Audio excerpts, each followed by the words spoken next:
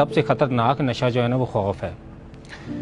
چونکہ 2020 میں خوف کو بڑا مارکیٹ کیا گیا اور بڑا ایڈورٹائز کیا گیا اور بڑا بتایا گیا کہ بھئی خوف ہے، ہر جگہ خوف ہے، موت کا خوف ہے، غربت کا خوف ہے، فلاں خوف ہے، فلاں خوف ہے. کہ یہ خوف تو کوئی نیا خوف نہیں ہے. کیا موت کا خوف پہلے نہیں تھا؟ کیا غربت کا خوف پہلے نہیں تھا؟ میری بات سنو، سگریٹ نہیں پلاتے تو چائے پلا دو یار، کتنی ٹھنڈ لگ رہی ہے. گم ہونے کا خوف بھی ہوتا ہے بعض اوقات، لاپتہ ہونے کا خوف بھی ہوتا ہے. تو ہمارے ہم تو بڑے سارے خوف پال رہے ہیں نا. مطلب کہ پہلے کوئی ہم شاندار زندگیاں کب گزارے تھے؟ ہم اپنے مثال لے لیتے. آپ یہ بتائیں کہ ہمارے ہاں جو نوجوان نسل ہے وہ کس خوف میں زندگی گزار رہی ہے؟ نوکری نہیں ملے گی، یہ خوف ان سے جوتے صاف کرواتا ہے. یہ خوف ہی تو سب کچھ کرواتا ہے. ایک نوجوان انسان جس کی نئی امنگیں، جس کی نئی امیدیں، جس کے نئے خواب، وہ سارے رون دیے جاتے ہیں خوف کے نیچے. بے شک ہم لوگ مسلمان ہیں، ہمارا عقیدہ دل و جان سے کہ اللہ تعالیٰ ہمارے رزق کا ضامن ہے، لیکن انٹرنلائز نہیں ہے ہمارے اندر.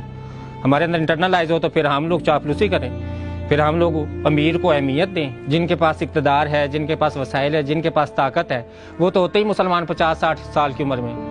کیونکہ 50 سال کے بعد تو وہ توبہ کرتے ہیں.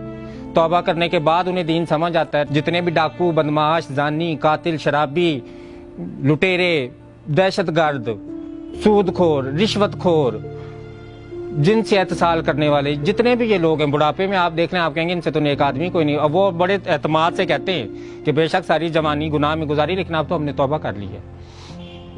ایسے توبہ نہیں قبول ہوتی. ایسے کیسے توبہ؟ اتنی انسانوں کی زندگیاں برباد کرنے کے بعد آپ توبہ کر لیں 50-60 سال کی عمر. خوف سے نا، موت کا خوف آ جاتا. انہیں پتا کہ 60 سال کے بعد تو اب مرنا ہی، اب جینا تو نہیں ہے نا. اب جئیں گے کیسے؟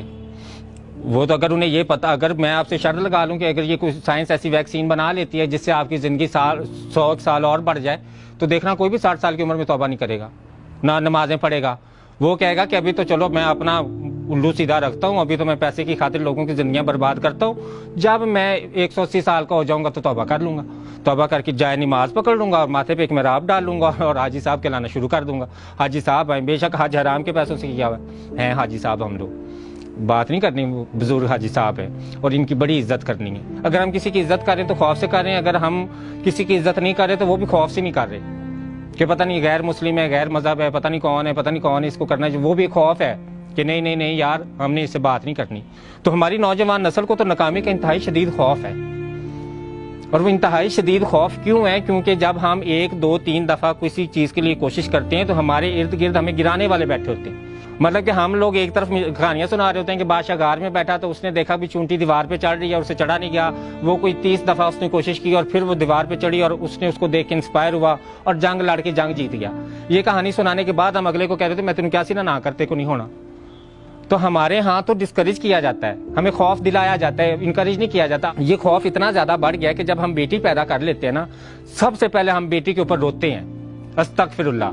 مطلب ہم کہتے رحمت ہے، سمجھتے اسے عذاب ہے. بیٹی کے پیدا ہونے پہ سب سے پہلے روتے ہیں. تو انسان کیا، جب ہم ارد گرد کے محلے والے اس کو تسلی دینے جاتے ہیں کہ نہیں نہیں بیٹی پیدا ہوگی تو نہ رو، کیا جواب دیتا ہے؟ بیٹی سے ڈر نہیں لگتا، بیٹی کے نصیبوں سے بڑا ڈر لگتا ہے. جو وہ جب بڑی ہو جاتی ہے تو اس کو ساری زندگی ہم یہ دکھاتے ہیں کہ بیٹا خامد کے گھر مر جانا، لیکن نکل جنازہ آئے، لاش آئے، زندہ نہ واپس آنا. خبریں نہیں ملتی، ساس نے آگ لگا دیا، سسرال والوں نے پھانسی دے دی، فلاں نے آگ لگا کے مار دیا، فلاں نے بیٹی کے پیدا ہونے پہ طلاق دے دی. پچھلے دنوں واقعہ جو آیا کہ عورت ہسپتال سے بیٹا کسی کا اٹھا لے، اپنی پیدا کی بیٹی وہیں چھوڑ آئی. تو اسے خوف تھا نا کہ خامد طلاق دے دے گا. اور خامد کیوں خوف کھا رہا ہے بیٹی کے پیدا ہونے سے؟ وہ میں نے آپ کو بتا دیا. بڑا ہمارے پاس ایک اچھا جملہ ہے، اور وہ جملہ کیا نہیں، بیٹی کے نصیبوں سے ڈر لگتا ہے، بیٹی سے تو ڈر نہیں لگتا. ہمارے معاشرے میں ایک وبا کرونا نہیں، کرونا کا تو نمبر میرا خیال بعد میں آنا چاہیے تھا. ہمارے ہاں جو وبائیں ہیں وہ تو ہوس کی ہیں، ہمارے ہاں وبائیں تو لالچ کی ہیں، ہمارے ہاں وبا تو ظلم کی ہے، ہمارے ہاں وبا تو خود غرضی کی ہے، ہمارے ہاں وبا تو بے حسی کی ہے. تو یہ وبائیں بھی تو متحد ہو کے ختم ہونی تھی نا. اگر ہم لوگ ایک کرونا کو متحد ہو کے ختم کرنا چاہتے تھے تو ہمیں باقی وباؤں کے خلاف بھی جو ہے نا متحد ہو کے لڑنا چاہیے. کہ 2020 کے اندر ہمیں سبق ملا جو ہے نا وہ اتحاد اور انسانیت کا ملا. اتحاد اور انسانیت کا اس لیے ملا کیونکہ سب کو جب موت کا خوف طاری ہو گیا تو سب لوگوں کو ایک دوسرے کا احساس ہونا شروع ہو گیا. خوف بے شک پہلے سے تھا لیکن شاید ایڈورٹائز اب ہوا نا، اب ہمیں احساس اب ہوا کہ بھئی اب ایڈورٹائز ہو رہا ہے تو اب خوف ہونا چاہیے. تو اس میں جو ہمارے پاس اتحاد اور انسانیت کا سبق آیا وہ کسی رنگ، مذہب، نسل کی بنیاد پر نہیں آیا. سب سے مزیدار بات یہ تھی کہ کسی نے بھی نہیں کہا کہ اگر یہ ایک نیچ ذات کی انسان کو کرونا ہوا ہے تو چھوڑو یار دفع کرو. اس کو اتنا علاج ضروری نہیں ہے. سب کے لیے ضروری تھا اور سب کے لیے خطرناک وبا تھی, اور اللہ کرے اب یہ وبا ختم ہو جائے, لیکن اس وبا کے ختم ہونے سے ہمارے یہ جذبات ختم نہیں ہونے چاہیے.